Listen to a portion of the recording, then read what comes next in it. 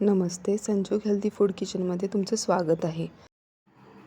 चला तर इथे पाहूया पुरणपोळीची रेसिपी. त्यासाठी मी इथे 2 वाट्या चणा डाळ घेतली आहे. त्याच वाटीने 2 वाट्या पाणी घालून 15 मिनिटे ही डाळ भिजत ठेवली. आता भिजलेली डाळ कुकरमध्ये काढून घेऊन त्यात हळद, तेल घालून व्यवस्थित एकजीव करून पुरेसं पाणी घालूया आणि 4 ते 5 शिट्टी काढून चांगली शिजवून घेऊया. कुकर थंड झाल्यानंतर डाळ मोकळी करून त्यातील पाणी निथळून घेऊया. हे पाणी कटाची आमटी करण्यासाठी वापरलं जातं. तुम्ही पाहू शकता डाळ खूप छान शिजली आहे. पुरण बनविण्यासाठी डाळीमध्ये 1.5 वाटी गूळ, थोडी साखर आणि वेलची पूड घातली.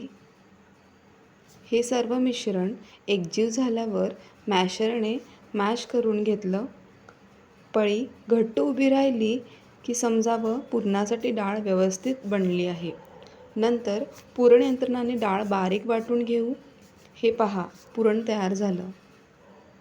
कणिक मळण्यासाठी इथे मी 2 वाट्या गहू पीठ आणि 1 वाटी मैदा घेतला.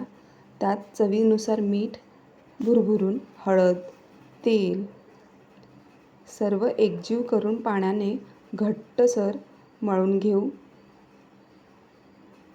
व अर्धा तास हे कणिक भिजायला ठेवू. हे पहा, कणिक छान मऊसूत झालं आहे.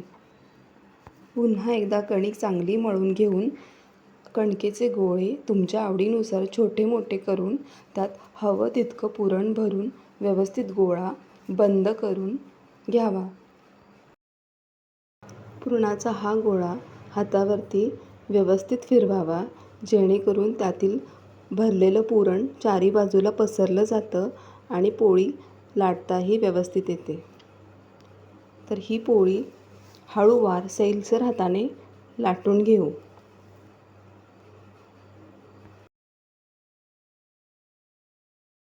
तवा गरम झाला आणि तवा गरम झाल्यावर तेल सोडून त्यावर पोळी टाकावी व दोन्ही बाजूने तूप सोडून ही पोळी खरपूस रंगावर भाजून घ्यावी. इथे पहा, पोळी कशी टम्म छान फुगली आहे. ही पुरणाची पोळी दूध आणि तुपामध्ये कालवून खावी. आहाहा, अप्रतिम चव. हा माझा व्हिडिओ तुम्हाला आवडल्यास लाईक, शेअर, कमेंट आणि सबस्क्राईब करायला विसरू नका. धन्यवाद.